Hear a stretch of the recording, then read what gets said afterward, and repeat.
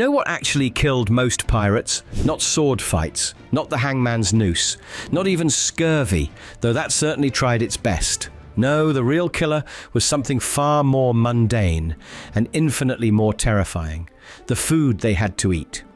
Or, more accurately, the desperate things they convinced themselves counted as food when the alternative was starving to death in the middle of the ocean. We've all seen the movies: pirates feasting on tropical fruits, roasting whole pigs on pristine beaches, guzzling endless rum from wooden barrels. Here's the thing though, actual pirates would have murdered someone for a fresh apple.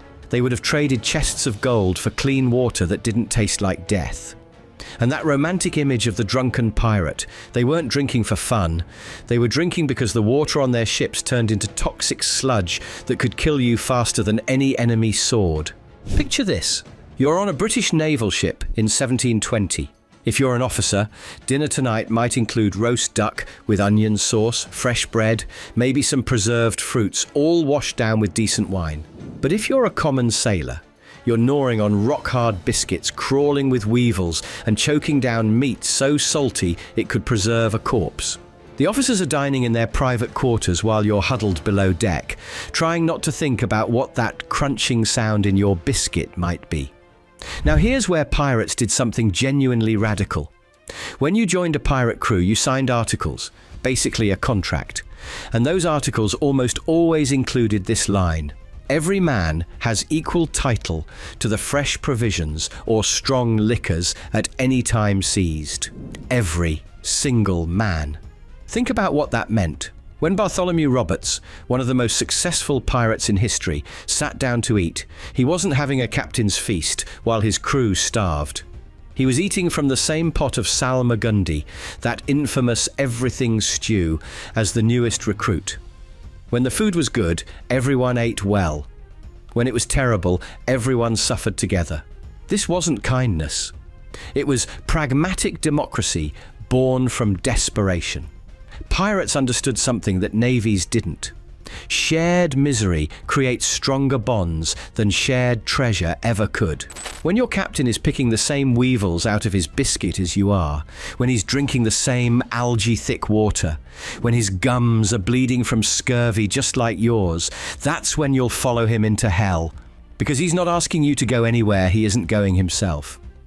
The Royal Navy thought hierarchy and discipline made strong crews. Pirates proved that sometimes the best way to build loyalty is to make sure everyone's equally miserable. There's a dark beauty in that logic. If we're all going to eat garbage, at least we'll eat the same garbage together. But this democratic suffering went beyond just food distribution. Hoarding food on a pirate ship was one of the worst crimes you could commit. Worse than stealing from the common plunder, worse than desertion. One pirate code specified that anyone caught stealing food would be marooned on a deserted island with just a pistol, one bullet, and a bottle of water. Basically, they handed you the tools for suicide and left you to think about what you'd done. That's how seriously they took food equality. Let's clear something up right now. Pirates didn't drink rum because they were party animals. They drank it because water wanted to kill them. Fresh water was the most precious and dangerous commodity on a pirate ship. Stored in wooden barrels in the sweltering heat of the Caribbean, it had about the same shelf life as milk left on a summer sidewalk. Within weeks, that crystal clear water would transform into something truly nightmarish, a thick, green soup of algae, bacteria, and God knows what else. Pirates described it as living water because you could actually see things swimming in it. The smell alone could make you gag. Opening a water barrel after 3 weeks at sea and being hit with a stench like 1,000 rotting eggs mixed with low tide and death. But here's the horrible truth. They drank it anyway, because the alternative was dying of thirst. This is where alcohol became a lifesaver, literally. Beer, wine, and especially rum didn't go bad like water did. The fermentation process killed most harmful bacteria, and the alcohol content kept new nasties from growing. Pirates weren't choosing between water and booze, they were choosing between poison and medicine. But they couldn't drink straight rum all day. That would leave them too drunk to function. And despite Hollywood's portrayal, a perpetually drunk crew was a dead crew. So they invented a solution: grog. Mix 1 part rum with 4 parts of that revolting water. Add some lime juice, if you were lucky enough to have it. Maybe some sugar to mask the taste. And suddenly that toxic water became, well, still pretty awful, but at least drinkable. The magic wasn't in the taste, it was in the chemistry. The alcohol helped kill some of the bacteria in the water, while the water diluted the rum enough to keep pirates functional. It was basically a primitive water purification system, discovered through trial and error by men who had no idea what bacteria even were. Different pirate crews had their own grog recipes, guarded like state secrets. Some added spices like nutmeg or cinnamon when they could steal them. Others threw in mint leaves or ginger. One captain supposedly added gunpowder to his crew's grog, though whether this was for flavour or intimidation remains unclear. The ritual of grog distribution became a cornerstone of pirate life. Usually served twice a day, noon and sunset. It was one of the few reliable pleasures in an otherwise miserable existence. Pirates would line up with their cups, each man getting his carefully measured ration. Try to take more than your share, and you'd face the wrath of the entire crew. This wasn't about fairness, it was about survival. That grog might be the only safe liquid you'd get that day. What's particularly clever is how pirates used grog rations to maintain discipline. Good behaviour might earn you an extra ration. Break the rules, and your grog gets cut. In a world where clean water didn't exist, controlling the grog supply was more powerful than any whip. When pirates did capture ships carrying fresh water or wine, it sparked celebrations that seem almost pathetic in hindsight. Imagine being so desperate for clean drinking water that finding some becomes more exciting than finding gold. That was the reality of pirate life, where a barrel of fresh water was worth its weight in treasure. Nothing, and I mean nothing, illustrates the desperation of pirate life quite like Henry Morgan's march to Panama in 1671. This wasn't supposed to be a death march. Morgan had just sacked Portobello and was flush with success, leading 1,200 buccaneers across the Isthmus of Panama to attack the rich Spanish city on the Pacific coast. It should have taken a few days. It turned into one of the most horrifying examples of starvation in pirate history. The Spanish, knowing Morgan was coming, had burned every farm, poisoned every well, and driven off all livestock in his path. By day 3, Morgan's men had eaten all their provisions. By day 5, they were eating their leather bags. Here's how they did it. First, they'd cut their leather satchels and belts into strips. Then they'd soak the pieces in water, what little they had, to soften them. Next came beating the leather with stones to break down the fibres, scraping off the hair, and finally grilling the pieces over a fire. The result was barely chewable, provided no real nutrition, and tasted exactly like what you'd expect burnt leather to taste like. But it filled their stomachs, and when you're starving, that's all that matters. One buccaneer wrote that the leather grew soft and tender like boiled beef after preparation. Either he was lying to himself, or starvation had destroyed his taste buds. Probably both. By day 7, things got worse. The pirates stumbled into an abandoned village, where they found a few stray dogs. Not guard dogs, not hunting dogs, just pets left behind by fleeing villagers. The starving buccaneers fell on these animals like wolves. They didn't just eat them, they fought each other for the privilege.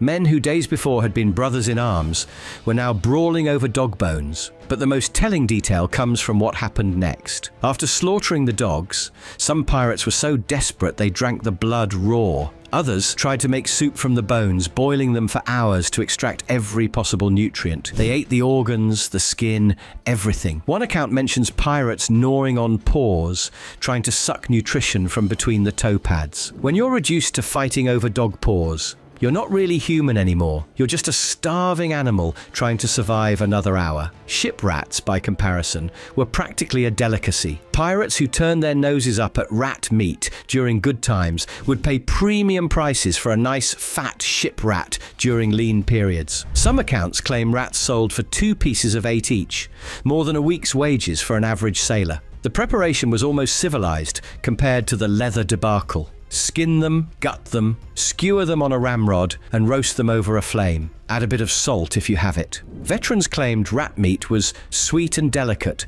fully as good as rabbit. Of course, these were the same men who thought boiled leather was edible, so their culinary opinions might be suspect. The mental journey from "I would never eat that" to "I wonder if this leather belt is from a young cow" shows how survival rewrites your entire value system. Morgan's crew finally found cattle on January 27th, after 9 days of hell. They slaughtered hundreds of animals and held a massive barbecue feast that probably saved most of their lives. But the psychological scars remained. Many of these men never forgot the taste of leather, the fights over dog meat, the gratitude they felt for finding rodents to eat. Pirates were just as likely to die fighting each other over a rat carcass as they were to die in glorious battle. Of all the enemies pirates faced, Spanish warships, British naval patrols, hurricanes, mutiny, none killed as efficiently or as mysteriously as scurvy. This wasn't a quick death. Scurvy was a slow, horrifying dissolution of the human body that pirates watched happen to their friends,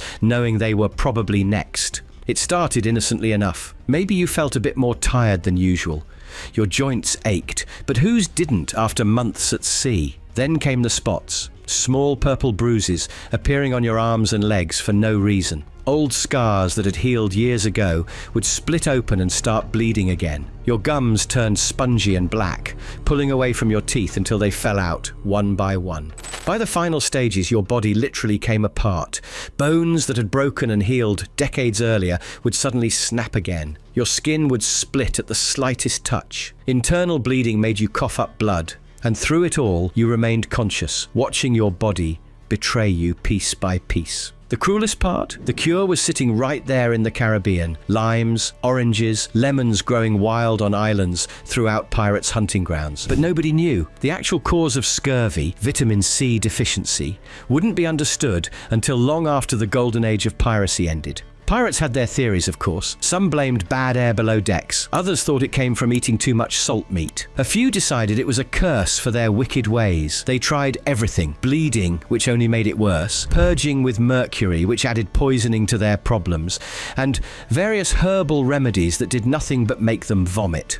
Sometimes pirates accidentally prevented scurvy. When they raided coastal towns, they'd gorge on fresh fruit. During careening operations on tropical islands, they'd feast on wild citrus. But these were temporary reprieves. A few weeks back at sea, and the symptoms returned with vengeance. The mathematics of scurvy were brutal. Your body stores about 3 months' worth of vitamin C. After that, you're on borrowed time. Most pirate voyages lasted longer than 3 months. Do the math, and you understand why pirate crews often arrived at their destinations with half their men dead or dying. What made it worse was the unpredictability. Some men seemed resistant, staying healthy, while their messmates withered away. We now know these were probably the ones who managed to get trace amounts of vitamin C from somewhere. Maybe they chewed on pine needles, ate raw fish organs, or just had better natural stores. But to pirates, it seemed like divine judgment. Why did Black Tom die while Ugly Pete lived? Must be that God had plans for Pete. Captains faced impossible choices. A crew weakened by scurvy couldn't fight, couldn't sail effectively, could barely function. But stopping for fresh provisions meant risking capture or missing opportunities for plunder. Some made desperate bargains with coastal towns. Fresh fruit in exchange for not burning everything to the ground. Others sent diseased crew members ashore to die, not out of cruelty, but because keeping them aboard meant watching them rot while consuming precious resources. The aftermath of scurvy could be just as bad as the disease itself. Survivors often had permanent damage, lost teeth, weakened bones, chronic pain. A pirate who'd beaten scurvy once lived in terror of its return. Some became fruit hoarders, stashing citrus in their personal belongings even when it rotted, convinced that having some defense was better than none. Here's the truth that no pirate movie will ever show you. Pirates didn't die free. They died as slaves to hunger, thirst, and disease. They escaped the tyranny of naval officers only to submit to the worst tyranny of starvation. They rejected the king's authority only to bow before the absolute monarchy of their own failing bodies. Consider the arithmetic of pirate freedom. Yes, they could vote for their captains, divide plunder equally, sail wherever they pleased, but they were also free to die of scurvy with no naval surgeon to help them, free to starve when no merchant ships crossed their path, free to drink water so foul it burned their throats, free to watch their teeth fall out, their wounds fester, their friends waste away. The pirates who survived longest were often those who gave up the life quickest. Take Henry Avery, who pulled off one of the biggest scores in pirate history and then vanished, presumably to live comfortably on his ill-gotten gains. He understood what most didn't. The pirate life was a devil's bargain, where the house always won in the end. For every tale of buried treasure, there were 100 stories of pirates reduced to eating their own shoes. For every legendary captain, there were 1,000 forgotten men who died puking their guts out from bad water. The real pirate's curse wasn't ghostly vengeance.